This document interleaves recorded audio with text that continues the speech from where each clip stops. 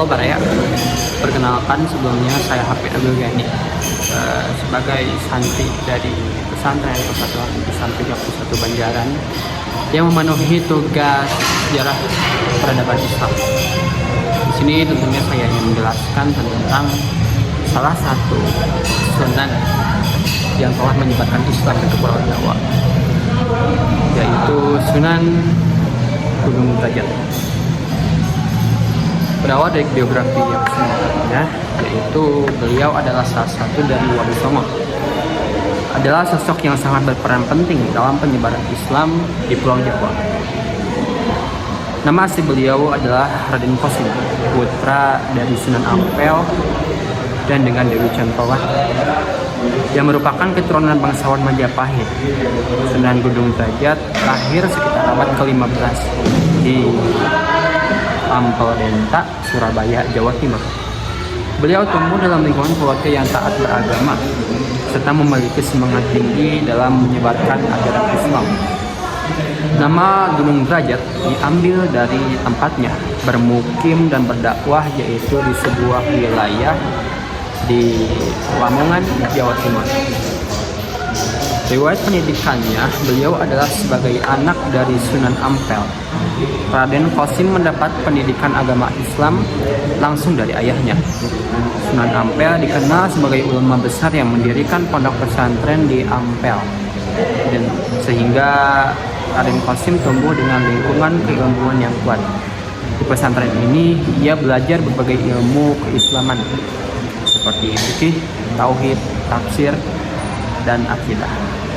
Selain itu, ia juga dididik untuk memahami seni budaya masyarakat Jawa agar dapat mendekati mereka dengan cara yang sesuai dengan tradisi tempat. Setelah menyelesaikan pendidikan di pesantren Sunan Ampel, Raden Qasim juga belajar kepada gurunya, yaitu Sunan Giri, yang terkenal dengan metode dakwah kreatif melalui seni seperti wayang dan tembang. Pengaruh dari kedua tokoh besar ini membentuk karakter dakwah Raden Qasim yang menggabungkan ajaran agama dengan pendekatan humanis dan budaya lokal.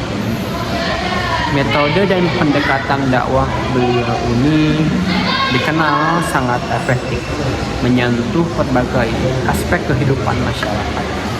Beberapa metode yang beliau ajarkan itu diantaranya pendekatan sosial dan kemanusiaan. Sunan Gunung Derajat sangat peduli terhadap kondisi masyarakat, terutama mereka yang kurang beruntung. Beliau sering memberikan bantuan kepada fakir miskin, anak yatim, dan orang-orang yang sedang memahami atau mengalami kesulitan. Melalui tindakan nyata ini, beliau menunjukkan nilai-nilai Islam seperti kasih sayang, kepedulian, dan tolong-menolong.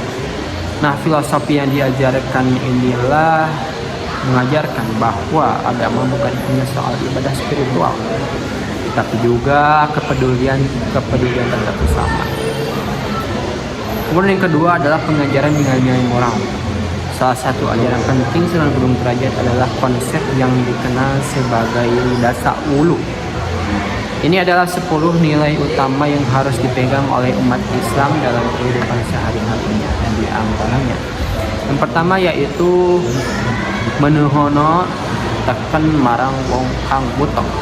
Berikan tongkat kepada orang buta, artinya itu membantu kepada yang membutuhkan. Kemudian yang kedua yaitu manehono mangan merang wong kang luhur. Berikan makanan kepada orang yang lapar. Yang ketiga menuhono busana merang wong kang uda. Berikan pakaian kepada yang tidak punya. Yang keempat, lungguh no wong kang kataman, bantu mereka yang tertimpa musibah. Dan yang terakhir, perlakukan orang lain dengan adil dan penuh kasih sayang. Nah, ajaran ini disampaikan dengan bahasa sederhana sehingga mudah dipahami oleh masyarakat, terutama kalangan di bawah. Nah, pesan-pesan tersebut juga disisipkan dalam tembang-tembang dakwah atau bahasa-bahasa dakwah. Kemudian penggunaan seni dan budaya lokal. Salah satu kelebihan Sunan Gunung Derajat adalah kemampuannya memanfaatkan seni dan budaya lokal untuk berdakwah. Beliau menciptakan tembang-tembang Jawa yang berisi pesan-pesan Islam, misalnya tentang pentingnya kejujuran, kerja keras, dan ketaatan kepada Tuhan. Gamelan juga digunakan sebagai media dakwah untuk menarik perhatian masyarakat dan menyampaikan ajaran agama dengan cara yang menyenangkan. Dalam hal ini, Sunan Gunung Derajat mengikuti jejak gurunya, yakni Sunan Giri, tetapi lebih menekankan pada nilai-nilai moral dan sosial. Pendekatan melalui pendidikan. Sunan Gunung Derajat mendirikan pesantren di daerah Gunung Derajat, Lamongan, yang menjadi pusat penyebaran Islam di wilayah sekitarnya. Di pesantren ini beliau tidak hanya mengajarkan ilmu agama, tapi juga membimbing masyarakat agar mandiri secara ekonomi. Pesantren ini menjadi tempat berkumpulnya murid-murid yang kelak menjadi penyebar Islam di berbagai wilayah Jawa. Kemudian juga dakwah melalui teladan hidup. Sunan Gunung Derajat percaya bahwa dakwah yang paling efektif adalah melalui keteladanan. Oleh karena itu beliau selalu menjaga sikap ramah, rendah hati, dan bijaksana dalam berinteraksi dengan masyarakat. Sikapnya ini membuat banyak orang tertarik untuk memeluk Islam tanpa paksaan. Warisan dan pengaruh Sunan Gunung Derajat, baik berupa ajaran moral maupun metode dakwah yang relevan hingga saat ini, nilai-nilai seperti gotong royong, kepedulian sosial, dan penghormatan kepada tradisi lokal menjadi ciri khas pesantren di daerah Gunung Derajat, Lamongan, yang menjadi pusat penyebaran Islam di wilayah sekitarnya. Di pesantren ini beliau tidak hanya mengajarkan ilmu agama, tapi juga membimbing masyarakat agar mandiri secara ekonomi. Pesantren ini menjadi tempat berkumpulnya murid-murid yang kelak menjadi penyebar Islam di berbagai wilayah Jawa. Kemudian juga dakwah melalui teladan hidup. Sunan Gunung Derajat percaya bahwa dakwah yang paling efektif adalah melalui keteladanan. Oleh karena itu beliau selalu menjaga sikap ramah, rendah hati, dan bijaksana dalam berinteraksi dengan masyarakat. Sikapnya ini membuat banyak orang tertarik untuk memeluk Islam tanpa paksaan. Warisan dan pengaruh Sunan Gunung Derajat, baik berupa ajaran moral maupun metode dakwah yang relevan hingga saat ini, nilai-nilai seperti gotong royong, kepedulian sosial, dan penghormatan kepada tradisi lokal menjadi ciri khas dakwahnya yang tetap relevan di tengah masyarakat moderat, yang tentunya bisa kita coba implementasikan. Kemudian makamnya di Lamongan menjadi tempat ziarah yang ramai dikunjungi hingga kini. Sebagai bentuk penghormatan perjuangan beliau, Sunan Gunung Derajat tidak hanya dikenang sebagai ulama besar, tetapi juga sebagai tokoh kemanusiaan yang membawa perubahan positif di masyarakat. Dengan pendekatan yang lembut, inovatif, dan penuh kasih, Sunan Gunung Derajat telah berhasil menyebarkan Islam tanpa kekerasan, menjadi Islam diterima dengan baik di masyarakat Jawa yang pada saat itu masih dipengaruhi oleh kepercayaan Hindu Buddha. Itulah terkait pembahasan mengenai Sunan Gunung Derajat dan dari biografi beliau, dari riwayat pendidikan beliau, kemudian dari cara berdakwah beliau. Itu patut kita jadikan sebagai contoh yang baik di dalam kehidupan kita sehari-hari, khususnya bisa kita implementasikan ketika kita berdakwah untuk turun kepada masyarakat. Demikian pembahasan yang dapat saya sampaikan. Mohon maaf apabila ada kesalahan dalam penyampaian atau kekurangan. Itu saja kan. Rabbana atina fid dunya hasanah wa fil akhirati hasanah wa qina adzabannar. Assalamualaikum warahmatullahi wabarakatuh. Bismillahirrahmanirrahim. Perkenalkan, nama saya Muhammad Rizky Faizul Haq. Saya dari kelas 12 Agradaksa, nomor absen 16.